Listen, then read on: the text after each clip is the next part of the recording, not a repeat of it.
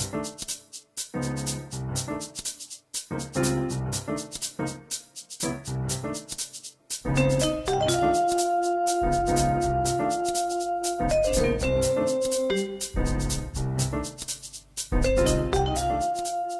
there, Debbie Nigro, Chief Executive Girlfriend, FirstWivesWorld.com.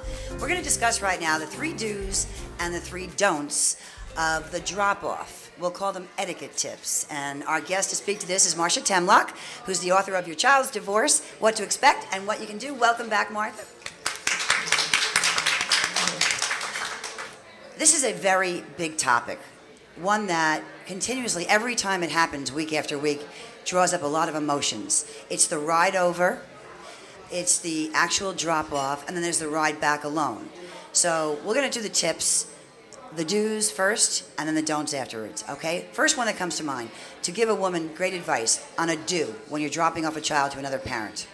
I think the first thing that you have to do is to prepare yourself psychologically that it is of value for your child to see the other parent, that ultimately this is going to help your relationship, it's going to help to bind wounds.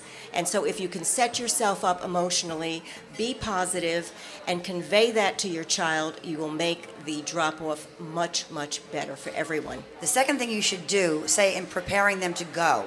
The second thing that you should do in preparing your child to go is to try to explain that this is going to be fun, that you are going to have a nice time, that the father, generally it's the father, has put a lot of effort into arranging this day. And so make it an exciting and enthusiastic experience. Don't use it as an opportunity, and we'll talk about that later, as an to make the child feel that you are going home, you'll be lonely, and you'll be missing out on the fun. This is his or her day.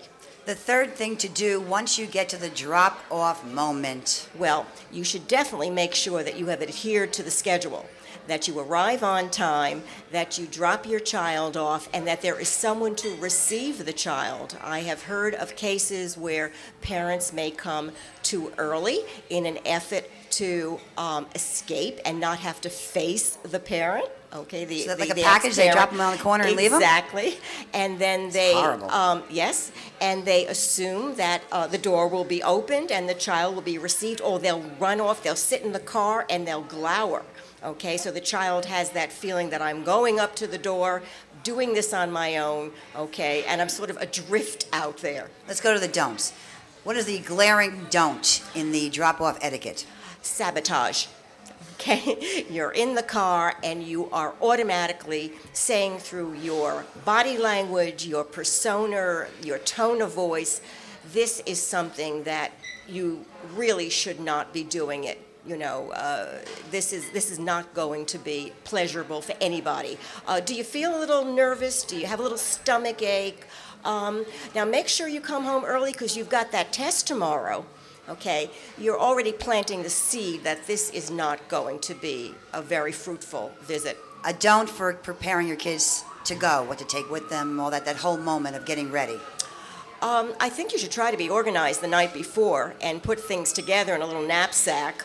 So also, don't be disorganized. Don't be disorganized. Make sure that you've put in the medications or anything else that your child needs, especially if it's a sleepover.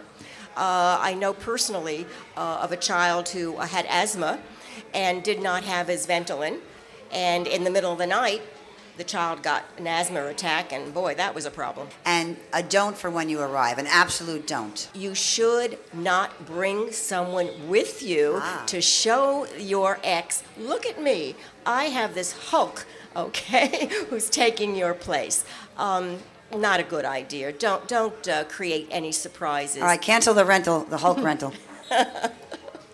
You know, people do that to get even. Yes, they're terrible. Yes. I wanted to speak to this for a second because you're saying very important things, and this drop-off and pick-up thing is a very awkward, emotional moment. It goes on and on and on until your kid's on their own. And the mother, on the way there, often has a lot of guilt. At the moment of truth, often has great pain in her heart. And the moment when she leaves vacillates between two emotions, depending on the day. Great pain and sadness and loneliness, or a yippee effect, which is, okay, I get a moment to myself. Is there any guilt in that yippee effect? I don't think so. I think you need some respite. I think that if you are mature and you have worked it through, and you may need counseling to do this, you know, it's a very big step to be able to go from divorce and single parent to now sharing your child with a person who's not there all the time. I think talking to a group, talking to a counselor might be effective. Yeah, because that drive in your car alone after you dropped off your kid is an interesting one in your own mind. So Absolutely. the etiquette tips for do's and don'ts of the drop-off. Marsha Temlock, thank you so much for being with us today. You're welcome. Very fun.